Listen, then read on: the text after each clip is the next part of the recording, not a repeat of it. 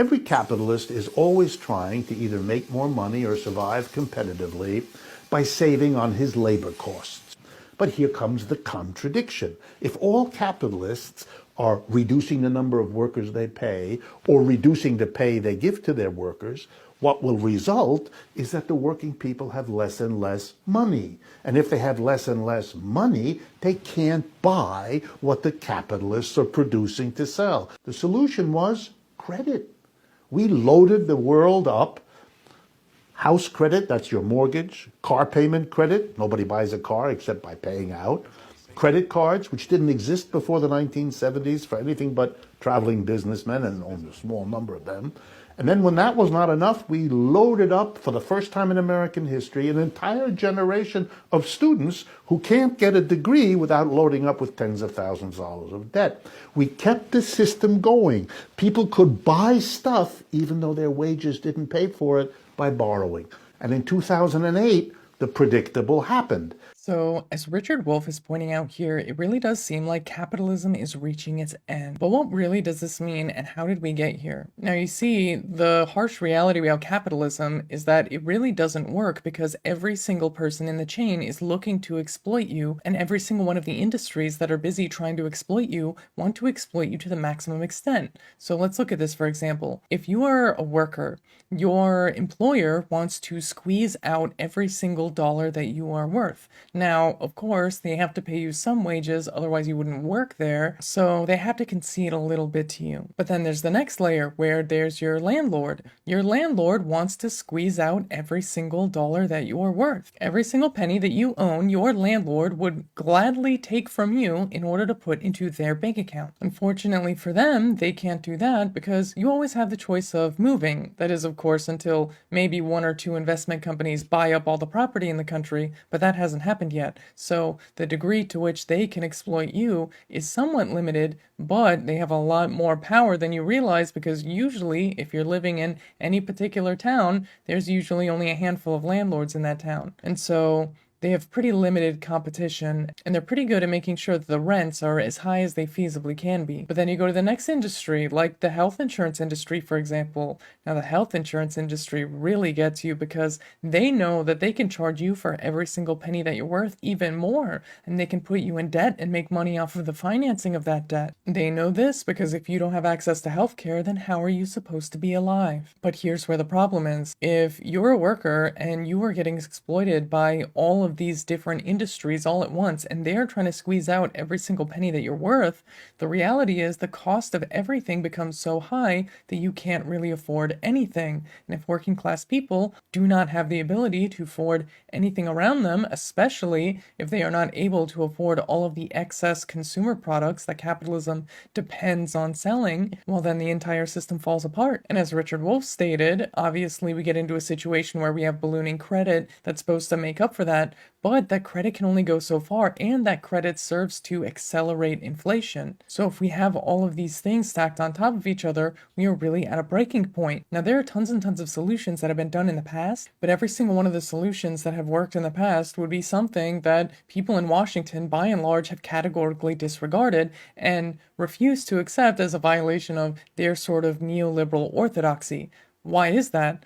Well, because one obvious answer is to adopt a more socialist economy. It would be to replace these businesses with worker cooperatives. It would be to nationalize major industries that are necessary for the production of like critical goods or play a significant role in, infrastructure and stuff like that. That would mean radically changing who has ownership over the economy. It would require things like land reforms, like giving tenants ownership of the apartment buildings that they live in, giving farmers ownership of the land that they work. And they don't want to do that because obviously that challenges their donors.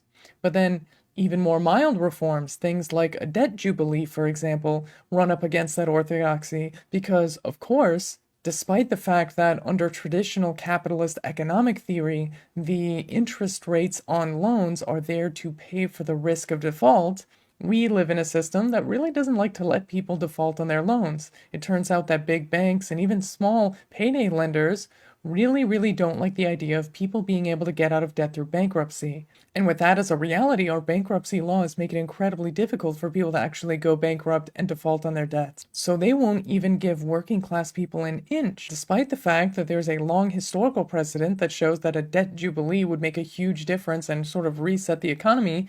They literally cannot even allow any reforms to be put in place that would allow capitalism to operate further, because if they did that, it would allow working class people to realize that there are options outside of capitalism. When faced with the choice of doing something that would extend the shelf life of capitalism or doing something that makes it seem like capitalism is the only option, they will always choose the latter. Most people don't really know what capitalism is. Most people don't even know what socialism is. But most people are not capitalists because they don't have capitalist money. They're not billionaires. What AOC says here is exactly right. And of course Fox is upset about that because they have a role in selling the capitalist myth. Charlie. Oof. That was terrifying. I'm going to have nightmares. It's sort of hard to determine whether they're this dumb or they're evil. If you're watching this, chances are you are not a capitalist. Most people in America are not capitalists. They may think they are, but they're really just exploited workers with Stockholm Syndrome. Simply benefiting from a capitalist system, no matter how big or small, does not make you, by definition, a capitalist. A salaried worker is not a capitalist. Capitalists are people who invest in companies or industries and then live off the returns. Corporate raiders and looters who pour massive investments into companies only to gut them and then sell off and cash out to the detriment of workers by killing those jobs, those people are capitalists. A salaried or hourly wage employee who has their surplus value extracted from their labor by the capitalist class, no matter how firm in their belief that they may think the capitalist system is the best one, they are not capitalists. They are workers. A guy who runs a political action group and relies on donations from millionaires and billionaires to sell this myth is not a capitalist. I live like a capitalist every single day, Cenk. I live as a capitalist, okay? I live when I believe. No matter what they might say. But what fuels this type of thinking? In part, it could be described by this quote from John Steinbeck. I guess the trouble was that we didn't have any self-admitted proletarians. Everyone was a temporarily embarrassed capitalist. Many people in the working class in America do not want to acknowledge that their socioeconomic status, if insufficient, is beyond their control or could potentially decline over time. And in part, that's because of the myth of the American dream. You know, if you work hard enough, you'll advance in society. But that's becoming more and more unattainable. Studies over the past few decades have examined socioeconomic mobility.